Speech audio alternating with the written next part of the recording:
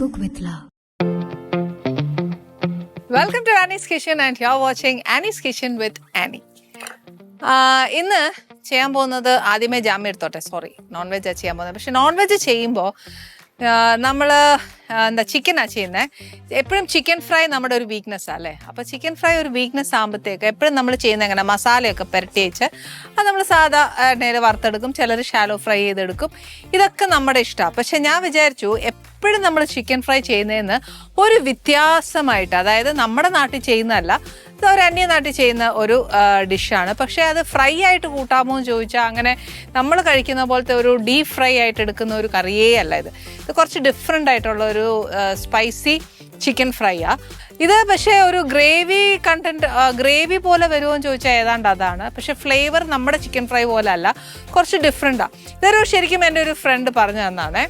അപ്പോൾ എന്നാന്ന് വെച്ചാൽ ഇതിനകത്ത് അരയ്ക്കേണ്ട കാര്യങ്ങൾ എന്നാന്ന് വെച്ചാൽ നമ്മുടെ വീട്ടിലുള്ള കാര്യങ്ങളൊക്കെ തന്നെ ഉള്ളൂ, വ്യത്യാസമൊന്നുമില്ല. പക്ഷേ അരയ്ക്കുന്ന രീതിക്ക് ഒരു വ്യത്യാസമുണ്ട്. അതെങ്ങനെയാണെന്നുള്ളത് നോക്കാം. ആദ്യം ഇൻഗ്രീഡിയൻസ് എന്നാന്ന് അറിഞ്ഞേച്ചല്ലേ നമ്മൾ അരയ്ക്കുന്നേ. അപ്പം അതുകൊണ്ട് ഇൻഗ്രീഡിയൻസിൻ്റെ കാര്യം നമ്മൾ പേടിക്കണ്ട. ഓപ്ഷൻസ് ഞാൻ തരാം. നമ്മുടെ വീട്ടിൽ നിത്യമുള്ള സാധനങ്ങൾ വെച്ച് തന്നെ ഇത് ഉണ്ടാക്കാൻ നോക്കും. പിന്നെ കുറച്ചുകൂടെ ടേസ്റ്റ് അവരുടെ ഫ്ലേവർ, ഇതൊരു നോർത്ത് ഫ്ലേവറാണ്.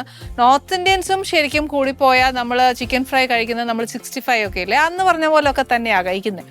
പക്ഷേ ഇത് ചിക്കൻ 65 അല്ല, ചിക്കൻ ഫ്രൈയും അല്ല. എന്നാൽ പിന്നെ ഇത് എന്നതാണെന്നല്ലേ, അത് കണ്ടാലല്ലേ അറിയാനൊക്കത്തുള്ളൂ, ഉണ്ടാക്കിയാലല്ലേ അറിയാനൊക്കത്തുള്ളൂ. അപ്പോൾ എന്താണെന്ന് വെച്ചാൽ നമുക്ക് അതിനോടുള്ള പ്രൊസീജിയേഴ്സ് എന്നാന്ന് നോക്കാം. ഫസ്റ്റ് ഇൻഗ്രീഡിയൻസ് എന്നാന്ന് നോക്കാം. ഇതിപ്പോൾ ചിക്കൻ ഫ്രൈക്ക് ഞാൻ എടുത്തേക്കുന്നത് ലെഗ് പീസസാണ്. ഇങ്ങനെ തന്നെ എടുക്കണം എന്നൊന്നും ഇല്ല, നിയമമൊന്നുമില്ല. എൻ്റെ അഭിപ്രായമാണ്, എനിക്ക് അതറിയത്തില്ല എല്ലാവരും അങ്ങനെയാണോ എന്ന് അറിയത്തില്ല. പക്ഷെ ഞാനൊരു അഭിപ്രായം പറഞ്ഞു തന്നേ ഉള്ളൂ.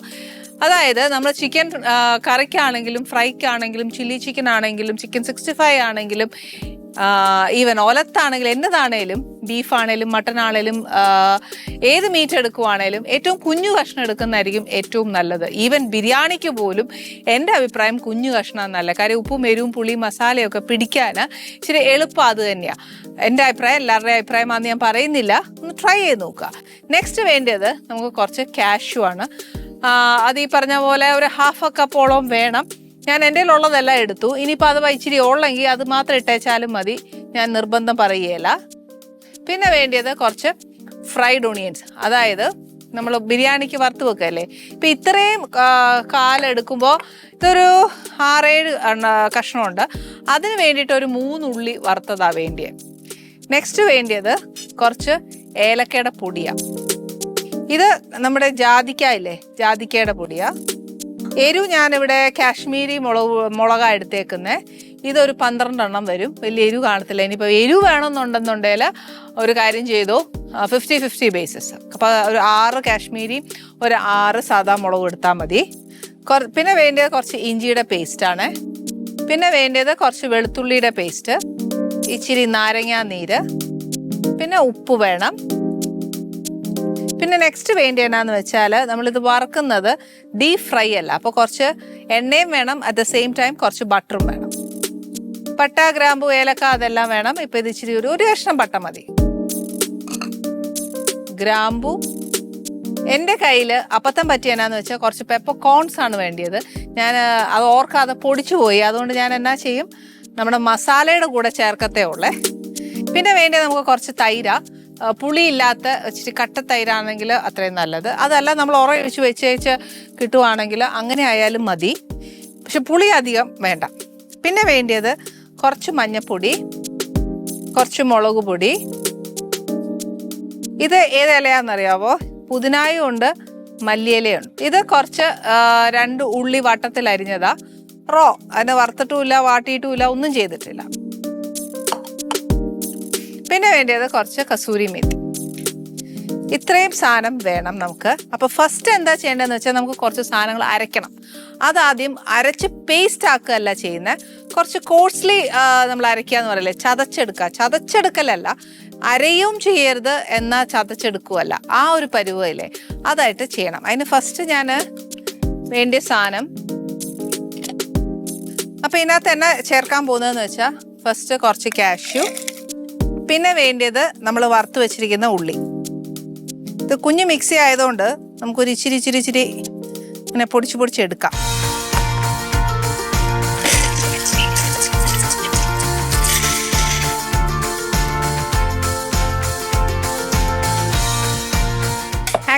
ഏലക്കാപ്പൊടി ഒരിച്ചിരി ഇടുക,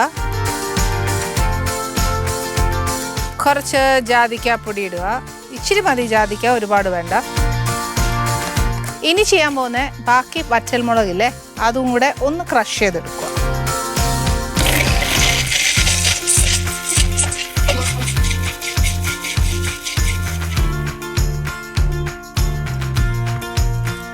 ഇതിനകത്തോട്ട് കുറച്ച് വെളുത്തുള്ളിയുടെ പേസ്റ്റ്, ഇഞ്ചിയുടേത്, കുറച്ച് നാരങ്ങാ നീര്,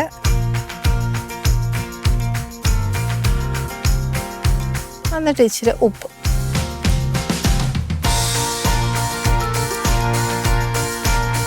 നേരത്തെ ഞാൻ പറഞ്ഞായിരുന്നു കുരുമുളക് ഇല്ലാത്തതുകൊണ്ട് കുരുമുളക് പൊടിയായിപ്പോയി, അതുകൊണ്ട് മസാലയുടെ കൂടെ ചേർക്കാന്നേ.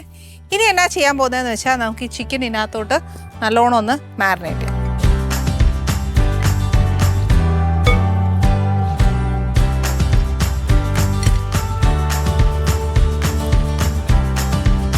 ഇനി സ്പൈസ് കുറച്ച് കുറയ്ക്കണമെന്നുണ്ടെങ്കിൽ മുളക് ചേർക്കുന്നതിൻ്റെ അളവ് കുറയ്ക്കാം. അതല്ല എന്നുണ്ടെങ്കിൽ കംപ്ലീറ്റ്ലി കാശ്മീരി മുളകാക്കാവേ. ഇത് കുറച്ച് സ്പൈസിയാണ്, അത്രയല്ല, ഞാൻ കാശ്മീരി ചേർക്കുന്നതുകൊണ്ട് അത്രയും സ്പൈസിയും അല്ല.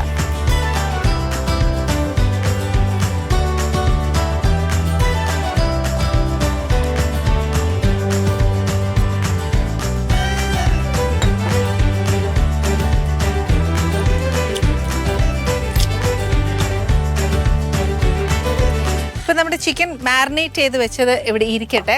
നെക്സ്റ്റ് എന്നാ ചെയ്യാൻ പോകുന്നതെന്ന് വെച്ചാൽ നമുക്ക് അടുപ്പ് ഒന്ന് കത്തിച്ച് വെച്ച് അതിന് വേണ്ടിയ ഈ ചിക്കൻ ഫ്രൈ ആക്ച്വലി ഒത്തിരി എളുപ്പമാണ്. എന്നാൽ ഈ പറഞ്ഞ പോലെ ഡ്രൈ ആണോ എന്ന് ചോദിച്ചാൽ ഡ്രൈ അല്ല, കുറച്ച് ഗ്രേവിയോടുകൂടി ഉള്ളതാണെന്ന് ചോദിച്ചാൽ ആന്നു. സ്റ്റാർട്ടർ ആക്കണമെന്ന് വെച്ചാൽ ആക്കാം, പക്ഷേ ഒരു തിക്ക് ഗ്രേവിയോടുകൂടി ചപ്പാത്തി അങ്ങനെയൊക്കെ കഴിക്കാൻ പറ്റും. പക്ഷേ ഇതൊരു ചിക്കൻ നമ്മുടെ നാട്ടിൽ കിട്ടുന്ന പോലത്തെ ഒരു ചിക്കൻ ഫ്രൈയേ അല്ല. പക്ഷേ അതൊരു ചിക്കൻ ഫ്രൈയുടെ കാറ്റഗറിയിലേക്ക് നമ്മളെ സംബന്ധിച്ച് നമ്മളത് അതിനെ ആക്കണം, എന്നാലേ അതൊരു ഫ്രൈ അങ്ങനെ ആക്കാൻ പറ്റത്തുള്ളൂ. പക്ഷേ എന്നാലും ഒരു ഡിഫറെൻറ്റ് ടേസ്റ്റ് അല്ലേ, അപ്പം നമ്മളൊന്ന് ട്രൈ ചെയ്യുന്നതുകൊണ്ട് തെറ്റൊന്നുമില്ല. ഇനി എന്നാ ചെയ്യേണ്ടതെന്ന് വെച്ചാൽ ഇതിനകത്തോട്ട് കുറച്ച് ബട്ടർ, കുറച്ച് റിഫൈൻഡ് ഓയിൽ,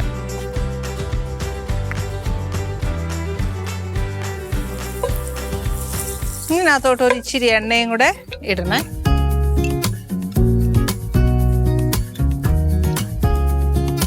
കംപ്ലീറ്റ് ആയിട്ട് എണ്ണ ഒഴിക്കേണ്ടവർക്ക് അങ്ങനെ ചെയ്യാം, ബട്ടർ ഇടേണ്ടവർക്ക് അങ്ങനെ ചെയ്യാം.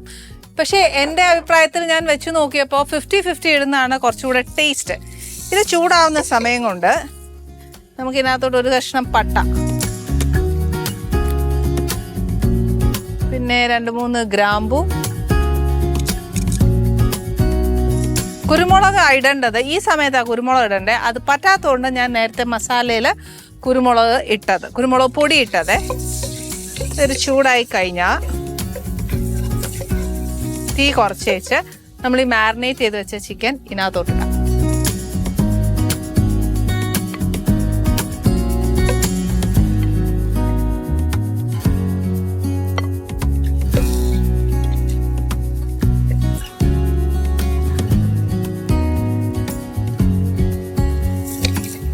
ചിക്കനകത്ത് നിന്ന് വെള്ളം നല്ലതായിട്ട് ഊറും. അപ്പം എന്നാന്ന് വെച്ചാൽ മസാല നല്ലതായിട്ട് ചിക്കനിലോട്ട് കോട്ട് ചെയ്യാനായിട്ട് സമ്മതിക്കും. ഇതൊരു ഹാഫ് വെന്താൽ മതി. അത് കഴിയുമ്പോഴത്തേക്കും നമ്മൾ നെക്സ്റ്റ് ഇൻഗ്രീഡിയൻറ്റ് ചേർക്കണം. അപ്പോൾ ഫസ്റ്റ് ഈ മസാല ഇതിനകത്ത് കംപ്ലീറ്റ് ആയിട്ടൊന്ന് കൂട്ടി ആയിക്കോട്ടെ. അത് മാത്രമല്ല ഹൈ ഫ്ലെയിമേലേ വെക്കണം. അച്ഛാ മസാല ഒരു പച്ചച്ചോവ ഉണ്ടാവുമല്ലോ. ഉപ്പിട്ടിട്ടുണ്ട് മസാല. ഇനിയെല്ലാം ആ ചിക്കൻ ഒരു ഹാഫ് വെന്ത് കഴിഞ്ഞതിന് ശേഷം നമുക്ക് ബാക്കി നോക്കിയാൽ മതി. ഇപ്പം ഇനി ചെയ്യാൻ പോകുന്നതെന്ന് വെച്ചാൽ നെക്സ്റ്റ് ഒരു മാരിനേഷൻ ഉണ്ട്. അതെന്നാന്ന് വെച്ചാൽ ഇതിനകത്ത് ചേർക്കാൻ പോകുന്നത് ഞാൻ നേരത്തെ പറഞ്ഞ പോലെ നല്ല പുളി ഇല്ലാത്തൊരു തൈര് വേണം. അത് കഴിഞ്ഞാൽ അതിനകത്തോട്ടാണ് നമ്മൾ ഈ മഞ്ഞപ്പൊടിയും മുളക് പൊടിയും എല്ലാം ചേർക്കുന്നത്. ആ സമയം കൊണ്ട് ചിക്കൻ ഒരു ഹാഫ് വേവ് മതി, അല്ലെങ്കിൽ ഒരു 1/4 വേവ് മിനിമം. ബാക്കി ഇതിനകത്ത് കിടന്ന് വേണം നമ്മളത് വേവാനായിട്ട്. അപ്പോൾ ഫസ്റ്റ് നമ്മൾ ചേർക്കാനുള്ളത് തൈര.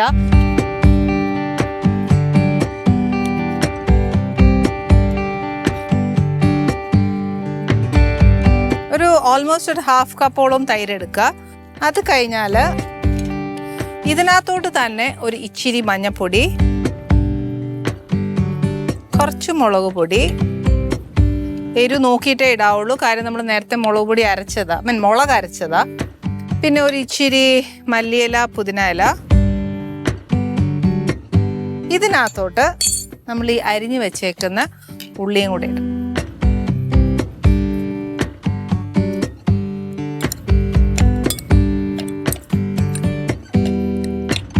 ചെറിയ തീ ആന്നേലും നമ്മൾ ഈ പറഞ്ഞ പോലെ ഇതിനെ ഒന്ന് ഇടയ്ക്ക് ഇളക്കുന്നത് നല്ലതാ.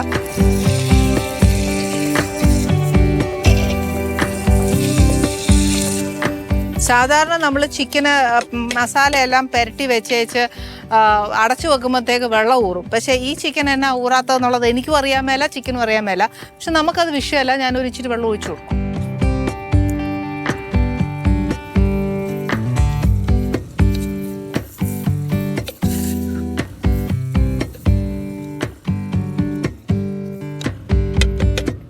ഓക്കെ, ഇനിയിപ്പം ചിക്കനിൽ നിന്ന് വെള്ളം ഊറാൻ വലിയ താമസമൊന്നുമില്ല.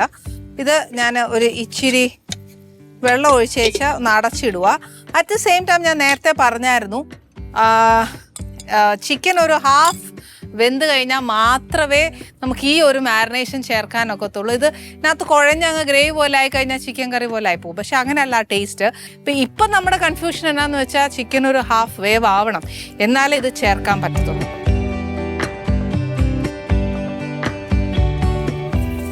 ഞാൻ നേരത്തെ പറഞ്ഞ പോലെ ചിക്കനിൽ നിന്ന് ഇച്ചിരി അതിൻ്റെ ദശ അങ്ങ് വിട്ടു വരുക. നമ്മൾ നേരത്തെ അരച്ചു വെച്ച അരച്ചല്ല, മിക്സ് ചെയ്ത് വെച്ച മിക്സ്ചറില്ലേ, ഇനി ഇതിനകത്തോട്ട് ചേർക്കാം. അല്ലെങ്കിൽ നമ്മുടെ ഈ തൈരിൻ്റെ ഒരു പച്ചച്ചൊവ, ഒരു ആ ഉള്ളിയുടെ ഒരു പച്ചച്ചൊവ പാടില്ല, എന്നാൽ ക്രഞ്ചിനെസ് പോവാനും പാടില്ല, ഉള്ളി വേകാനും പാടില്ല. ആ ഒരു പരുവത്തിന് വേണം നമ്മൾ ഇത് ആക്കി എടുക്കാനായിട്ട്. അപ്പം നിങ്ങൾ ഇതിപ്പോൾ കാണുമ്പോൾ വിചാരിക്കും ഇതെന്തുവാ ഒരു ചിക്കൻ ഗ്രേവി ആണോ പെരട്ടാന്നോ, ഇത് എന്ത് ടൈപ്പ്. പക്ഷെ ഇതിൻ്റെ ടേസ്റ്റ് ഉണ്ടല്ലോ കുറച്ച് ഡിഫറെൻറ്റ് ടേസ്റ്റാണ്. ഈ കറി ഇങ്ങനെ മൊത്തത്തിൽ ഈ പറഞ്ഞ പോലെ തിക്ക് ഗ്രേവി ആക്കി എടുക്കുകയും ചെയ്യരുത്. എന്നാൽ ചിക്കനകത്ത് ഈ ഗ്രേവി കംപ്ലീറ്റ് കോട്ടഡ് ആയിരിക്കണം. അതാണ് അവർ ഉദ്ദേശിക്കുന്ന ഒരു ചിക്കൻ ഫ്രൈ എന്ന് പറയുന്നത്. അപ്പോൾ ചിക്കൻ ഫ്രൈ എന്ന് ഞാൻ ആദ്യം പറയുമ്പോൾ പെട്ടെന്ന് നിങ്ങളെല്ലാവരും നമ്മൾ സ്ഥിരം കഴിക്കുന്ന ഒരു ഫ്രൈൻ്റെ ആകൃതിയിലേക്ക് പോകും. പക്ഷെ അങ്ങനെ പോകുന്ന ഒരു ഫ്രൈ അല്ല, ഇതൊരു ടോട്ടലി ഡിഫറെൻ്റ് ആണ്. ഓക്കെ, ഇതൊരു ഹാഫ് വെന്ത് കഴിഞ്ഞു. ഇനി ഞാൻ ഈ ചേർക്കാൻ പോവാ. നമ്മൾ നേരത്തെ ഉള്ളിയും എല്ലാം ചേർത്തില്ലേ, തൈര്,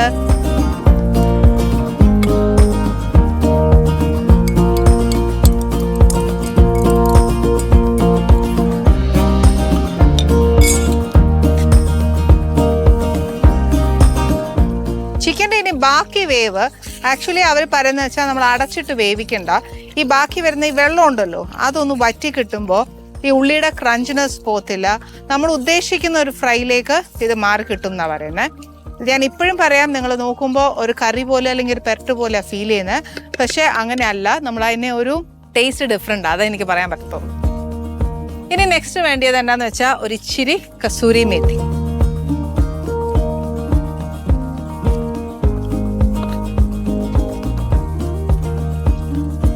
ഇത് മല്ലിയിലയും പുതിനയിലയാ, അതിൻ്റെ ഫ്ലേവറും കൂടെ ഒന്ന് വന്നോട്ടെ.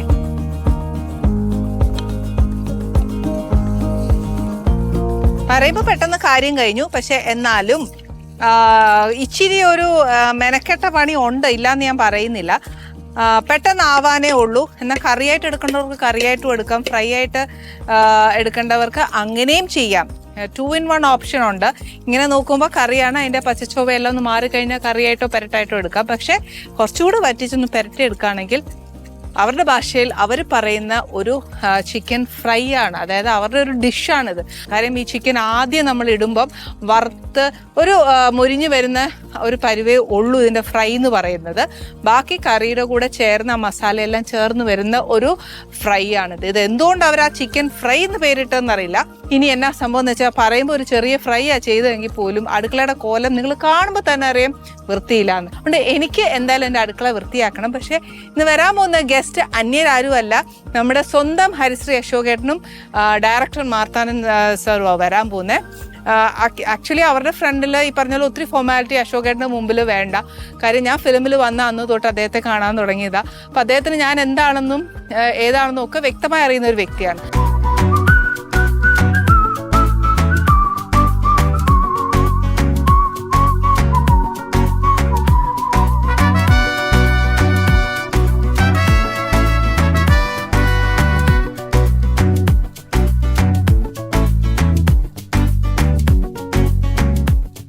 നമസ്തേ. നമസ്തേ. അശോകേട്ടാ, ഓ once again hearty welcome. Hearty welcome. നമസ്കാരം ചേച്ചി. അതെ, ആദ്യം മുതൽ ഞാൻ ഒരു ഇച്ചിരി വിശേഷം പറയട്ടെ. അശോകേട്ടൻ്റെ അടുത്ത് പറയാനുള്ള എന്തറിയോ, ഒരു വലിയ താങ്ക്സാ. എന്നാന്നറിയോ, നമ്മുടെ അച്ചുനെ ആ വളർത്തിയ രീതി എന്നാ നല്ല കൊച്ചാ ചേട്ടാ. Touch wood. ശരിക്കും ആ ക്രെഡിറ്റ് അപ്പനും അമ്മയ്ക്കും കിട്ടാനുള്ളതല്ലേ ഞാൻ സംസാരിച്ചത്. സത്യം. അച്ഛനെ ഞങ്ങളങ്ങ് ദത്തെടുത്തു കേട്ടോ. ഉള്ള സത്യം പറയാം, ഞാൻ എടുത്തില്ലേലും എന്റെ ഏട്ടൻ എടുത്തു. കാരണം അവന്റെ പെരുമാറ്റം, അവന്റെ രീതി. കഴിഞ്ഞ ദിവസം അശോകന് ഒരിക്കലും ചിരിക്കാറില്ലെന്നൊരു പരിഭവം ഉണ്ടായിരുന്നു. അപ്പൊ അവനിങ്ങനെ പറഞ്ഞു, അച്ഛൻ എവിടെങ്കിലും പോയി ചിരിക്കണമെന്ന് പറഞ്ഞു. അപ്പൊ അശോകൻ അവനെ വന്നിട്ട് ഫോട്ടോ, അശോകന്റെ കല്യാണ ഫോട്ടോ കാണിച്ചു കൊടുത്തു. അത് ചിരിച്ചിട്ട് അതുപോലെ ഞാൻ ചോദിച്ചു എങ്ങനെ ചിരിക്കാനെന്ന്. സ്റ്റേജിൽ ഒരു പ്രോഗ്രാമിന് പോകുമ്പോൾ ഞാൻ ഇറങ്ങുകയാണ്. അച്ഛാ എവിടെ പോവാ ഇങ്ങനെ ചോദിക്കുള്ളൂ. ഞാൻ ഒരു ഫംഗ്ഷൻ ഉണ്ട്. എന്ത് ഫംഗ്ഷൻ? കോളേജിലാണ്. അവിടെ ഇപ്പൊ സ്റ്റേജിൽ ഒന്ന് ചിരിച്ചുകൊണ്ടൊക്കെ ഇരിക്കണോണ്ട. ഞാൻ എങ്ങനെ ഇരിക്കണമെന്നാ നീ പറയണ? അമ്മയുടെ അച്ഛൻ്റെയും കല്യാണം കഴിഞ്ഞുള്ള ഫോട്ടോ ഉണ്ട്, അതിൽ ചിരിച്ചിരിക്കുന്നുണ്ട്. അതുപോലെ ചിരിക്കണം. അതിൽ ചിരിച്ചിരിക്കണ ചിരിക്കാൻ പറഞ്ഞു. ഞാൻ എന്റെ പൊന്നുവൻ എന്റെ അവസാനത്തെ ചിരിയായിരുന്നു എന്ന് പറഞ്ഞു. അപ്പൊ അത് ഇവരത് പറഞ്ഞിട്ടുണ്ട്. അപ്പൊ ഞാൻ പറയാൻ കാരണം മിനിയാന്ന് വരവിന്റെ ഇതുണ്ടായിരുന്നു.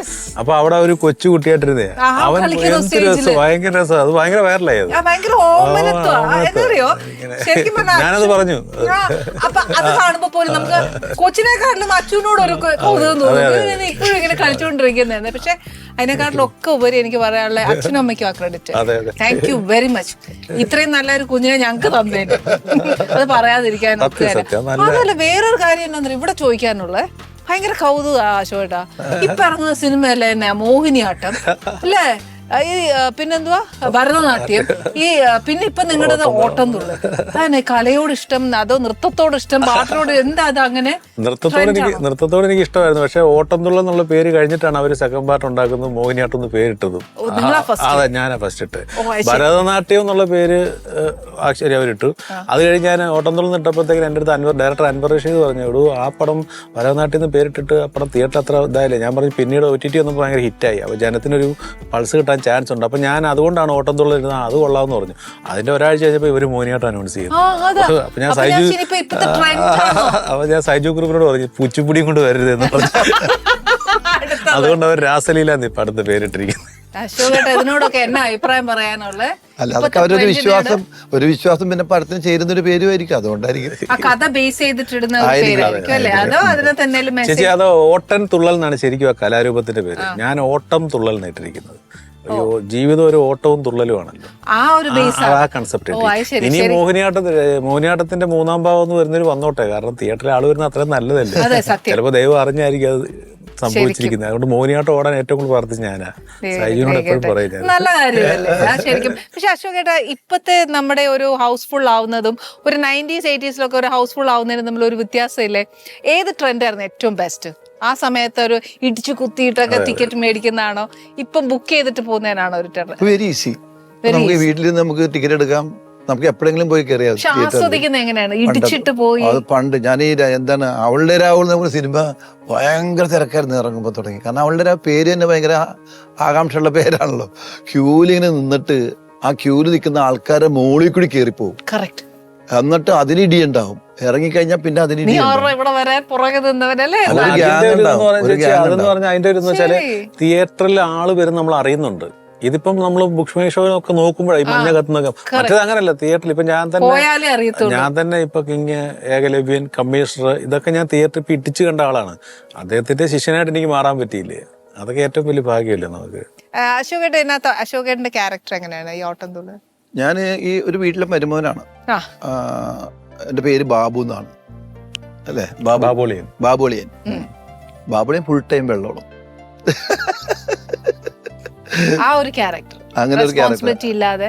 അത് ആരെന്ത് പറഞ്ഞാലും ശരിയാണ്. ആള് വെള്ളമൊരിക്കും എപ്പോഴും. എവിടെ വെള്ളം കിട്ടിയാലും അങ്ങോട്ട് പോയ ചായും. അങ്ങനത്തെ ഒരു ക്യാരക്ടറാണ്. ശരിക്കും പെർഫോമൻസ് ഉള്ള ക്യാരക്ടർ. പെർഫോം ചെയ്യാനുണ്ട്.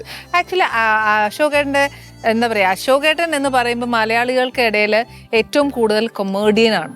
പക്ഷെ ഈയിടെ കുറച്ച് നാളായിട്ട് അശോകേട്ടൻ ഭയങ്കര സീരിയസ് ആയിട്ടുള്ള ക്യാരക്ടേഴ്സാണ് ചെയ്യുന്നത്. അതിന് ആ ഒരു ചേഞ്ച് അശോകേട്ടൻ ഈ കോമഡി ചെയ്യുമ്പോഴും ആ സമയത്തും ഒരു ഡയലോഗെങ്കിലും സീരിയസ് ഡയലോഗ് കിട്ടിയിരുന്നെങ്കിൽ കൊതിച്ച ആളാണ് ഞാൻ. തേണ്ടടക്കുന്നു ആ കാലഘട്ടം. അല്ല, കളിയായിട്ട് പറഞ്ഞല്ല. അങ്ങനെ അത്രയും കൊതിയായിരുന്നു. എനിക്കൊന്നും ഒരു സെന്റിമെന്റ്സ് ചെയ്യണം, ഒരു ഡയലോഗെങ്കിലും ചെയ്യണം എന്നൊക്കെ പറഞ്ഞ് ഞാൻ കൊതിച്ച ആളാണ്. അപ്പൊ ആ കൊതി ഇപ്പൊ എനിക്ക് കിട്ടുന്നുണ്ട്. അന്ന് കൊതിച്ചതിന്റെ ഇപ്പൊ എനിക്ക് കുറെ സീരിയസ് വേഷങ്ങൾ കിട്ടുന്നത്. ഇപ്പൊ ഇനി ചെയ്യാൻ പോകുന്ന 3-4 പടങ്ങൾ സീരിയസ് വേഷങ്ങളുണ്ട്. പക്ഷെ അതിൻ്റെ അകത്ത് കോമഡിയും കൂടി ഉൾപ്പെട്ടിട്ടുള്ള ഒരു ക്യാരക്ടറാണ് പലതും. പക്ഷെ ഇതിൻ്റെ അകത്ത് എനിക്ക് അങ്ങനെയല്ല. ഇതിൽ എന്നോട് ആദ്യം ഈ കഥ പറഞ്ഞപ്പോൾ മാർത്താണ്ഡൻ പറഞ്ഞത്, ചേട്ടാ ഇതെനിക്ക് പഴയ അശോകനെ വേണം എന്ന് പറഞ്ഞു. എങ്ങനെ പഴയ അശോകനെ വേണമെന്ന് പണ്ട് ദിലീപിന്റെ ഒക്കെ കൂടെ ചെയ്തേക്കണം ആ മീറ്ററിൽ ചെയ്യണമെന്ന് പറഞ്ഞു. ഞാൻ പിന്നെ ഇപ്പോഴത്തെ സ്റ്റൈൽ അതല്ല മാർത്താണ്ട, ഇപ്പൊ കുറച്ച് നമ്മള് വേറെ സ്റ്റൈലല്ല, അങ്ങനെ പിടിച്ചുകൂടെ ഇല്ല, എനിക്ക് ആ സ്റ്റൈലും മതി. പണ്ട് ചെയ്തേക്കണം ആ സ്പീഡും ആ മീറ്ററുമാണ് വേണ്ടത്. ഞാൻ ഓപ്പോസിറ്റ് നിൽക്കുന്ന ആൾ ആ മീറ്റർ ആയിരിക്കണം.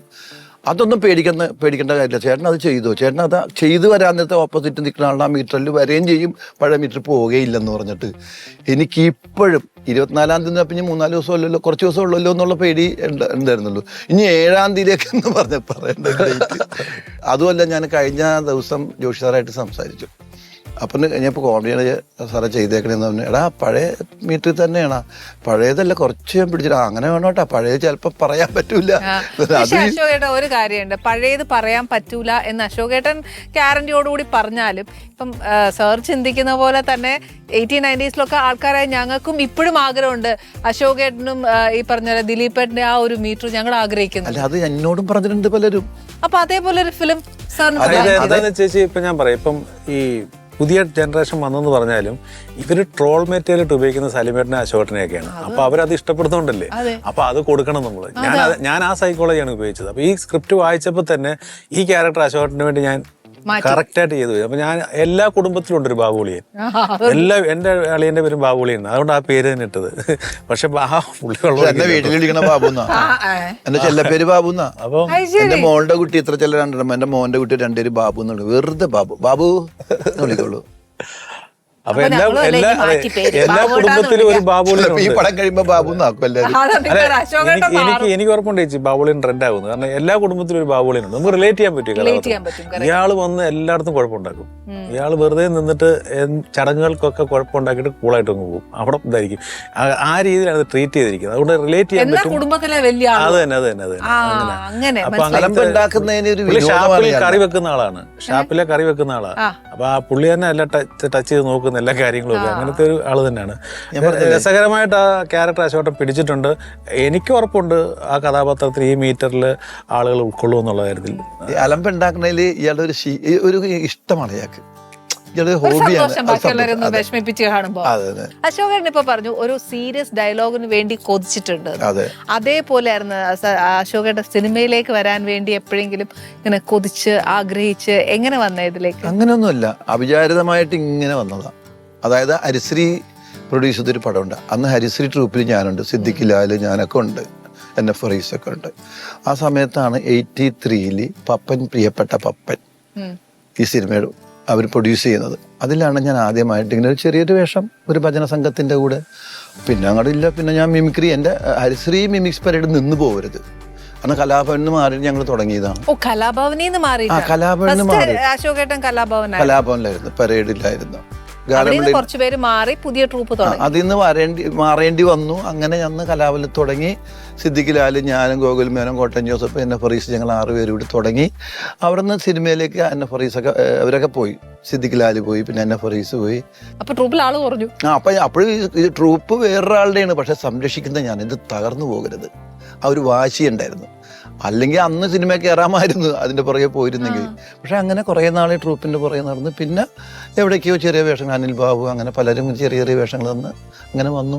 അനിയത്തിപ്രാവ്, അല്ല സോറി, ചേട്ടൻ ഇത് സംരക്ഷിക്കുന്നതിന്റെ ഇടയിൽ കിട്ടിയ ഓഫേഴ്സ് ആണ്. അതെ, ചേട്ടൻ അപ്പൊ ആഗ്രഹിച്ചിട്ടില്ല ഇവരെ പോലെ തന്നെ ഫിലിമിൽ പോണം എന്നും? അല്ല, വന്നെന്ന് ആഗ്രഹം അപ്പോഴും സിദ്ദിഖ് ലാലൊക്കെ ഉണ്ട്, സിനിമയിൽ വന്നിട്ടുണ്ട്.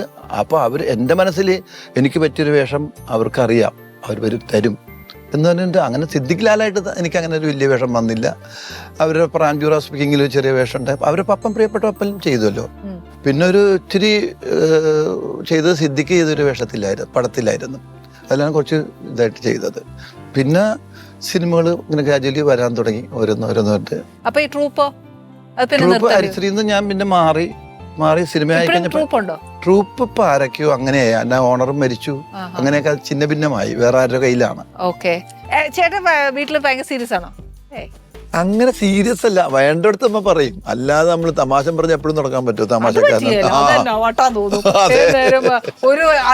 എനിക്ക് വിശക്കാണ് അങ്ങനെ പറയും ആരെങ്കിലും, എനിക്ക് വിശക്കുണ്ട് ചോറക്ക് ആ രീതിയിൽ ആരും ചിന്തിക്കുക. അശോകേട്ടൻ അങ്ങനെ ഇപ്പൊ ഞാൻ നമ്മുടെ സ്ക്രിപ്റ്റ് വായിക്കാൻ ചെന്നപ്പോഴും നല്ല കോമഡി സീനൊക്കെ എഴുതി അശോചേട്ടൻ പൊട്ടിച്ചിരിക്കുന്നു പറഞ്ഞ് നമ്മൾ വായിക്കുന്നത്, അശോകേട്ടൻ ഇങ്ങനെ ഇരിക്കുക. അപ്പൊ ഞാൻ പറയുന്നത് പുള്ളി ചിരിക്കുന്നില്ല, ഇതൊക്കെ ചീറ്റിപ്പോയോ. അശോകേട്ടൻ അത് ക്യാരക്ടർ ഏറ്റെടുക്കുകയാണ്.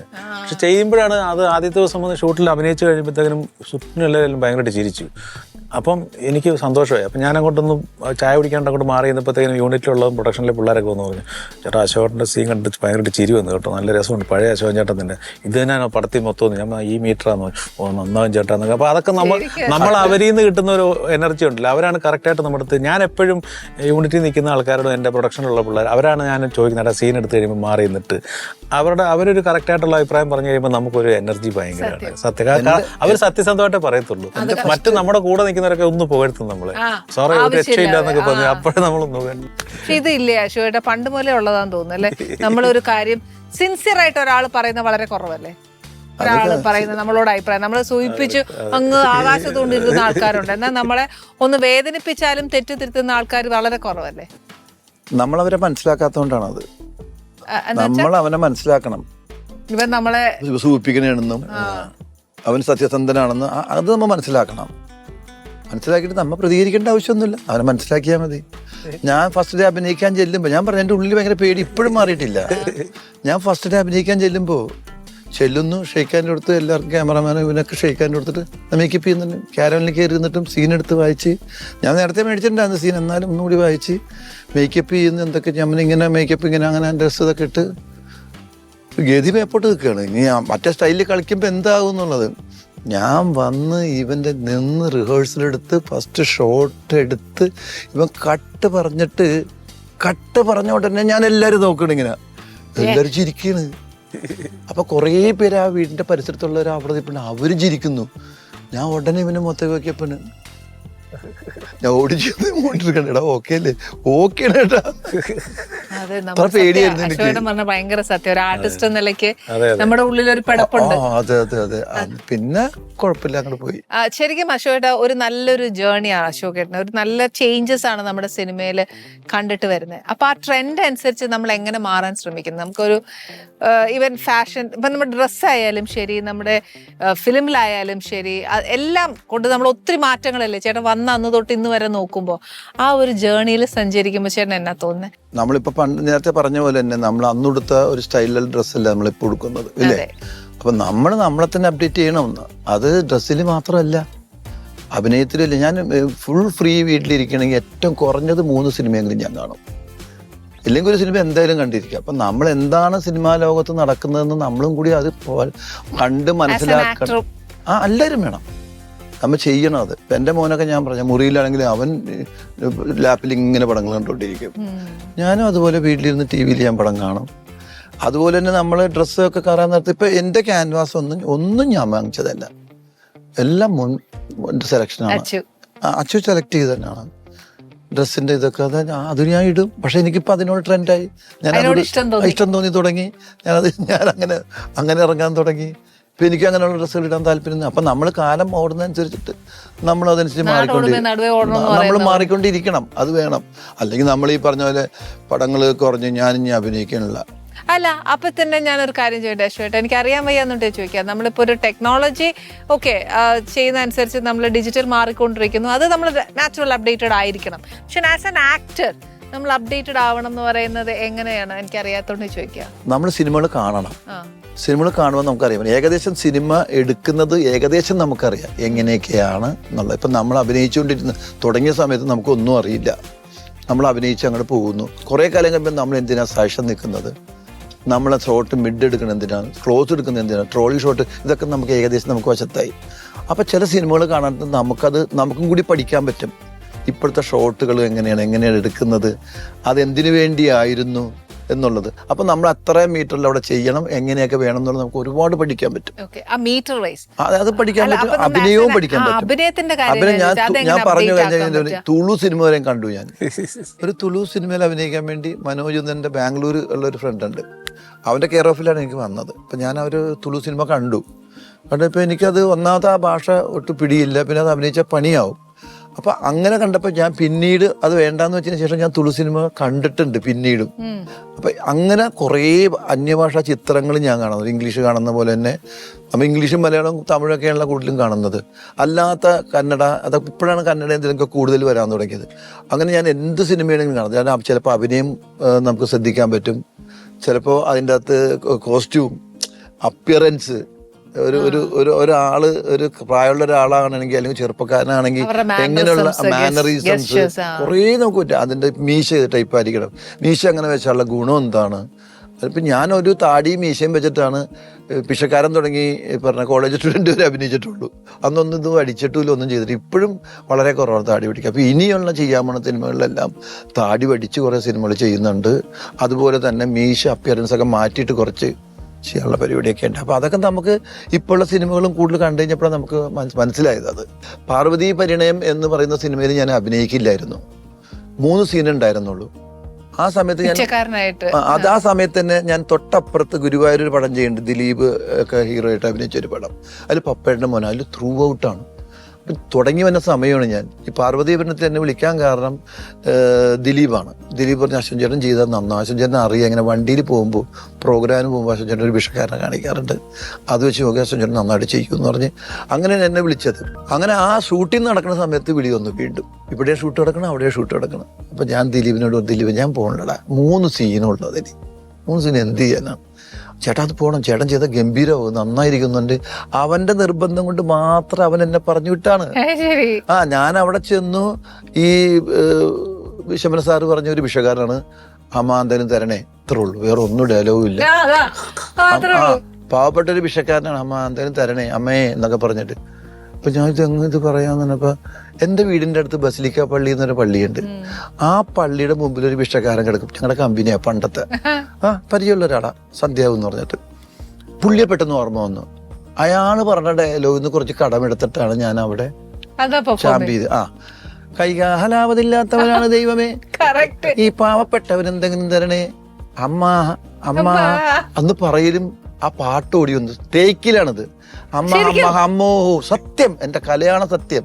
ഇയാളിങ്ങനെ കിടന്നിട്ട്, ഇയാളിങ്ങനെ പള്ളിയുടെ മുമ്പിൽ കിടന്നിട്ട് ഇവിടെ മുന്തിരിയില്ലേ, മുന്തിരി ഉള്ളിലെ വെളുത്തതില്ലേ, അതൊക്കെ എന്റെ മാവക്കുട്ടി പൊത്തി വെക്കൂടാ, ഇങ്ങനെ പെടുത്തിട്ട് സന്ധ്യാവ് അന്നത്തെ വിഷയാചിക്കണ അട്ടെഴുന്നേറ്റ് മുമ്പ് എല്ലാരും പോയി കഴിയുമ്പോ ഇയാൾ ഓർമ്മ വന്ന് സത്യം.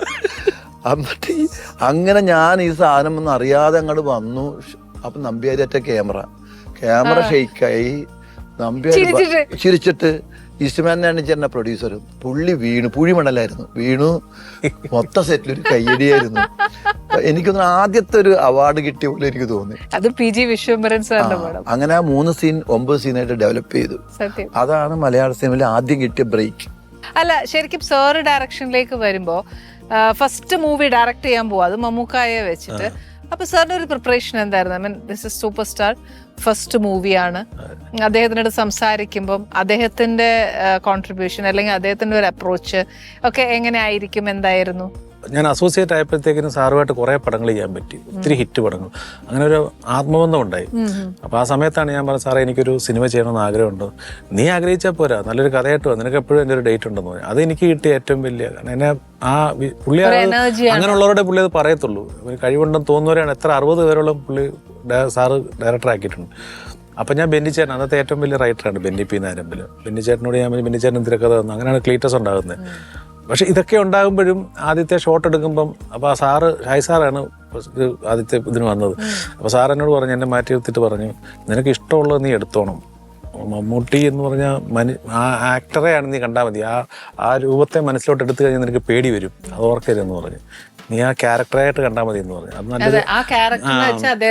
അല്ലെങ്കിൽ സൂപ്പർ സ്റ്റാർ എന്നൊരു സാധനം നിന്റെ മനസ്സിൽ കയറിയാൽ നിനക്ക് ഭയം വരുമെന്ന്. അത് സാർ എനിക്ക് പറഞ്ഞു തന്നു, മാറ്റി നിർത്തി പറഞ്ഞു. അതെനിക്ക് ഭയങ്കര ഒരു നല്ല അഡ്വൈസ് ആയിരുന്നു അത്. അപ്പം എന്നാലും വണ്ടി വന്ന് മമ്മൂട്ടി സാർ വന്ന് ഇറങ്ങുന്ന സമയത്ത് രാവിലെ വന്ന് ഇറങ്ങുന്ന ഒരു ദൈവമേ എന്നൊരു വിളി നമുക്ക് ഉണ്ടാകും, സ്വാഭാവികമാണ്. ഫസ്റ്റ് ടൈം ഇന്ന പോലെ ചെയ്യുന്നൊക്കെ പറയാൻ നേരം പേടിയുണ്ടായിരുന്നു.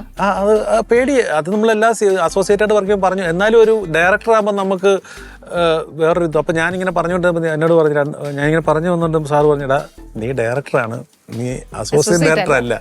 ആദ്യത്തെ 2 ദിവസം എനിക്ക് കാരണം ഞാൻ ഈ അറേഞ്ച്മെന്റ്സ് ഒക്കെ നോക്കുന്നു. അപ്പോൾ പുള്ളി പറഞ്ഞു അതൊക്കെ നോക്കാൻ ഇവിടെ ആൾക്കാരുണ്ട്, നീ അതിൽ നിന്നൊക്കെ മാറി നീ ഡയറക്ടറായി, നീ മര്യാദയ്ക്ക് ഡയറക്റ്റ് ചെയ്യാൻ പറഞ്ഞു.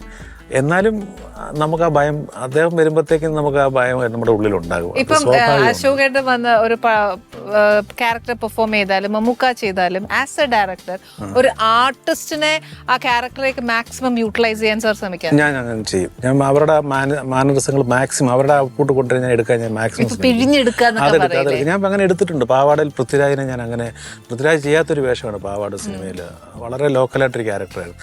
രാജുവിനെ കൊണ്ട് ഞാൻ അങ്ങനെ വളരെ ക്ലിയർ ആയിട്ട് ഞാൻ എൻ്റെ ലാൽ സാറും ദിലീപേട്ടനും ഒക്കെ ചെയ്യുന്ന പോലെ അങ്ങനെ ചെയ്യണം. നമ്മുടെ കഴിവിനെക്കാട്ടിലും നമ്മുടെ കഴിവിനെ എങ്ങനെ യൂട്ടിലൈസ് നമുക്ക് തന്നെ ചെയ്യാൻ പറ്റും. ദാറ്റ്സ് എ ഗുഡ് ആക്ടർ അല്ലേ? ഡയലോഗ് സ്വന്തമായിട്ട് പറയാത്ത ആൾക്കാരുണ്ട്, അറിയില്ലേ? ഇപ്പൊ എന്തെങ്കിലും നിങ്ങൾ തമ്മിൽ പറയുകയാണെങ്കിൽ ഞാൻ പറഞ്ഞുതരാം. അത് നിങ്ങൾ തമ്മിൽ പറയുകയാണെങ്കിൽ സംസാരിക്കുകയാണെങ്കിൽ. ചേച്ചി തിരുവനന്തപുരത്താണ്, ഇപ്പൊ എറണാകുളത്താണ്. അപ്പൊ ഈ ആനീസ് കിച്ചൻ ഷൂട്ട് ചെയ്യുന്നത് എറണാകുളത്താണ്. എറണാകുളത്ത് തന്നെയാണ്. ഇയാൾക്ക് ഒരു സ്വന്തമായിട്ട് ഒറ്റ ഡയലോഗ് ഉണ്ടാവില്ല. ഇത് രണ്ടുപേരെ എന്ത് പിടിച്ചിട്ട് ഇങ്ങനെ പറഞ്ഞു. പടത്തിന് വേറെ സ്വന്തമായിട്ട് ഒറ്റ ഡയലോഗ് ഉണ്ട്. ഒന്നും പഠിക്കാൻ വേണ്ട, ഇത് എന്ത് പിടിച്ചു അത് ചെയ്യാൻ ഒരു പടത്തില്ലേ. പക്ഷെ എല്ലാം അറിയാവുന്ന പോലെ ഒരു മിടുക്കനാണ്.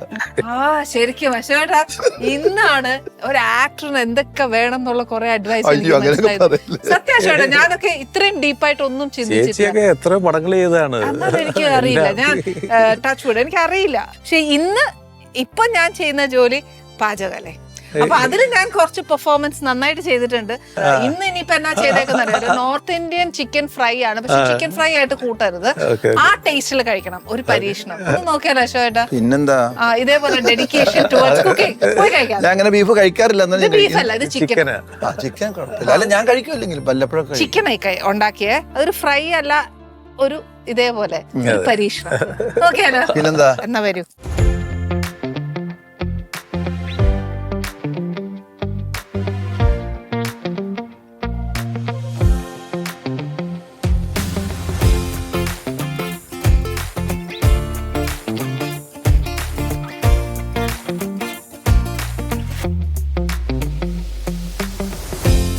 ഇതാണ് chicken fry. Actually chicken fry ആയിട്ട് നോക്കരുത്, നമ്മുടെ നാട്ടിൽ കഴിക്കുന്ന പോലത്തെ അല്ല.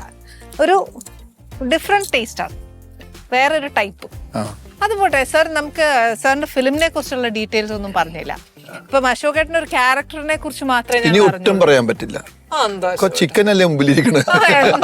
ഞങ്ങൾ പക്ഷെ അതിന്റെ ഒരു വിശേഷം കേൾക്കാനല്ലേ ശരിക്കും പറഞ്ഞ വിളിച്ചേ. അന്നേരം വിശേഷം ഒന്ന് പറയണം. ഡയറക്ടർ പറയട്ടെ. ആക്ച്വലി ഞാൻ വേറൊരു പടമായിരുന്നു ഞങ്ങൾ പ്ലാൻ ചെയ്തുകൊണ്ട്, ഞാനും ബിപിൻ ചന്ദ്രനും കൂടെ ചേർന്നിട്ടൊരു സിനിമയായിരുന്നു പ്ലാൻ ചെയ്തുകൊണ്ടിരുന്നത്. അപ്പോഴാണ് ഇതിന്റെ റൈറ്റർ ബിനു തൃക്കാക്കര എന്ന് പറയും. അപ്പം ഞങ്ങൾ ബിനു ശശിറാം എന്നതിന്റെ പേര് മാറ്റി. അദ്ദേഹം ചെറിയ വേഷങ്ങളൊക്കെ സിനിമ ചെയ്യുന്ന ആളായിരുന്നു. പുള്ളി മൈ നെയിം ഈസ് അഴകൻ എന്ന് പറഞ്ഞൊരു സിനിമ എഴുതിയ നായകനായിട്ട് അഭിനയിച്ചിട്ടുണ്ട്. അത് സോണി ലേവലുണ്ട്. നല്ല എനിക്ക് ഇഷ്ടപ്പെട്ടൊരു സിനിമയായിരുന്നു.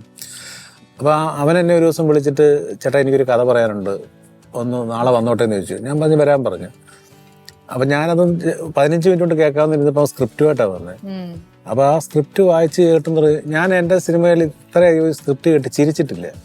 അപ്പം ഞാൻ അപ്പം തന്നെ അത് വായിച്ചു കഴിഞ്ഞപ്പോൾ തന്നെ ഞാൻ ചേട്ടാ നമുക്കിത് പെട്ടെന്ന്, അത് വായിച്ചു കഴിഞ്ഞ് 2-ാം മാസത്തിൽ ഞാൻ സിനിമ തുടങ്ങി. അത്രയ്ക്ക് ആ സിനിമ ചെയ്യണമെന്ന് പെട്ടെന്ന് തോന്നി. അങ്ങനെ ചെയ്തൊരു സിനിമയാണ്. അപ്പം ഒരുപാട് ആൾക്കാരുണ്ട്. വിജയരാഘവൻ സാറിനുണ്ട്, കുട്ടേട്ടനുണ്ട്, ഐശ്വര്യ ചോഞ്ചനുണ്ട്, ഷാജോണുണ്ട്, ടിനി ടോം ഉണ്ട്, പോളിച്ചേച്ചിയുണ്ട്. പോളിച്ചേച്ചിയാണ് നായിക പടത്തിൽ.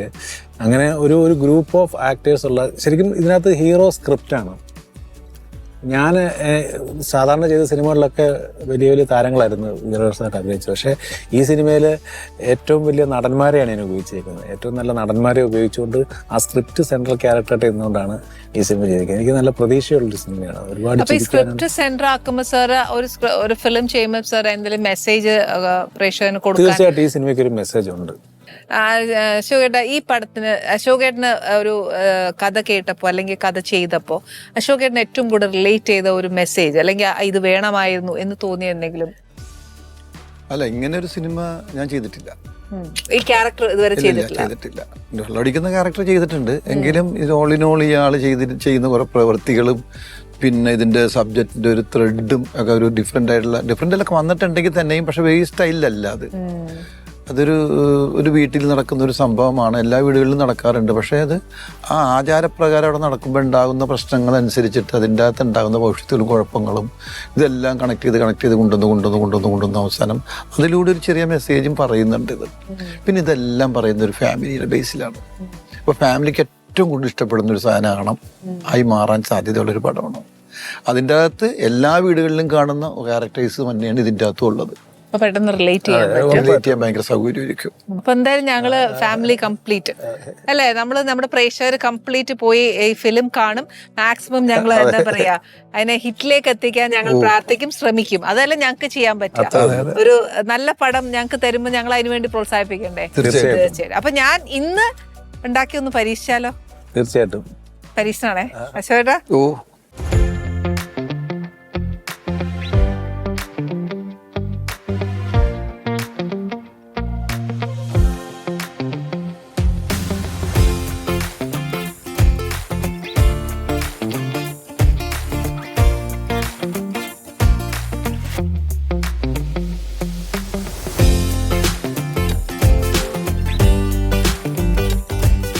വേറെ ടേസ്റ്റ്, നോർത്ത് ടേസ്റ്റ് ആണ്. ഒരു പരീക്ഷണം. അശോകേട്ടൻ എന്നെ മിക്കവാറും തല്ലും തോന്നുന്നുണ്ട്. അനങ്ങുന്നില്ല. നല്ല ടേസ്റ്റ് ഉണ്ട്. നല്ല ടേസ്റ്റ് ഉണ്ട്. ഞാൻ കാണുമ്പോൾ നമുക്ക് ഭയങ്കര സ്പൈസി ആണെന്ന് തോന്നും, പക്ഷെ അല്ല, വലിയ സ്പൈസി ഇല്ല. ഇത് പക്ഷെ ഞാൻ കാശ്മീരി മുളക് അരയ്ക്കുന്നേ. അതാകുമ്പോ അധികം എരിവും കാണുകയില്ല, നിറവും കാണുമല്ലോ.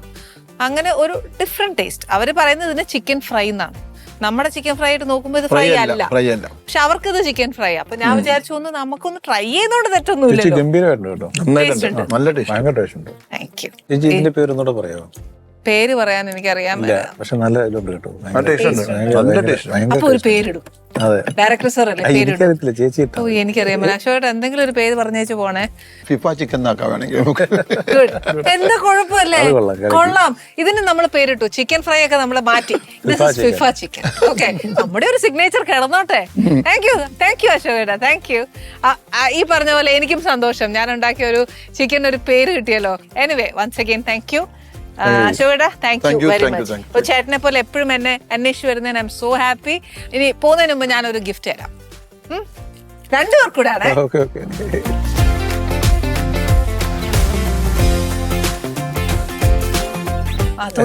തൊട്ടാൽ രണ്ടുപേരും ആക്സെപ്റ്റഡ് ആയിട്ടാണ് അല്ലേ? ഒറ്റയ്ക്ക് ഒന്നും കൊണ്ടുപോകല്ല, ഷെയർ ചെയ്യത്തില്ല. അശോകേട്ടൻ അങ്ങനത്തെ മനസ്സൊന്നുമില്ല. എന്ത് കിട്ടിയാലും വൈഫിന് കൊടുക്കും, അങ്ങനെ ഷെയർ ചെയ്യാറുണ്ട്. അങ്ങനെ അശോകേട്ടൻ അങ്ങോട്ട് ഷെയർ ചെയ്തില്ലെന്നാണ്. ഇതിനും കൊടുക്കണോ? ആ ഇച്ചിരി. ഇത് ഞാൻ ഡബിൾ പാക്കാ. ആണോ? ആ പിന്നെ ഇവിടെ സ്ഥലം ഇല്ലാത്തോണ്ടാ ഞാൻ ഒരു കവറിലാക്കി. അതുകൊണ്ട് ഷെയർ ചെയ്യണം. അശോകേട്ടൻ അല്ലെങ്കിലും ഷെയർ ചെയ്യും. I know him. Anyway thank you very much. അപ്പൊ വിശേഷങ്ങൾ എല്ലാവരും അറിഞ്ഞു. ഈ പറഞ്ഞ പോലെ നമ്മുടെ ആനീസ് കിച്ചണിൽ വന്ന വിശേഷങ്ങളും ഒക്കെ പങ്കുവെക്കുന്ന എന്തിനാണ്? നമ്മുടെ ഒരു സപ്പോർട്ട് കിട്ടാൻ വേണ്ടിയിട്ടാണ് അല്ലെ? അപ്പൊ നമ്മൾ തീർച്ചയായിട്ടും നമ്മളെ അന്വേഷിച്ച് വരുന്നവർക്ക് നമ്മൾ ഡബിൾ സപ്പോർട്ടായിരിക്കും കൊടുക്കുക. അതുകൊണ്ട് നമ്മൾ പ്രേക്ഷകർ എപ്പോഴും പ്രോത്സാഹിപ്പിക്കുക, സിനിമ പോയി കാണുക. അത് മാത്രമല്ല നമ്മുടെ ഒരു ട്രൂ ഹാർട്ടഡ് ബ്ലെസ്സിങ്സ് എല്ലാം കൊടുക്കുക. അവർക്ക് നല്ല ഫ്യൂച്ചറിലേക്ക് നമ്മൾ നയിച്ചുവിടുക. അതല്ലേ നമുക്ക് ചെയ്യാൻ പറ്റുള്ളൂ. ഇതൊക്കെ ചെയ്യണമെങ്കിൽ ആനീസ് കിച്ചന്റെ എപ്പിസോഡ് കാണണം, വിശേഷങ്ങൾ അറിയണം. പുതിയ അതിഥികളും പുതിയ വിശേഷങ്ങളും പുതിയ വിഭവങ്ങളുമായിട്ട് നമുക്ക് വീണ്ടും കാണാം. Till then, goodbye. Annie's Kitchen. Let's cook with love.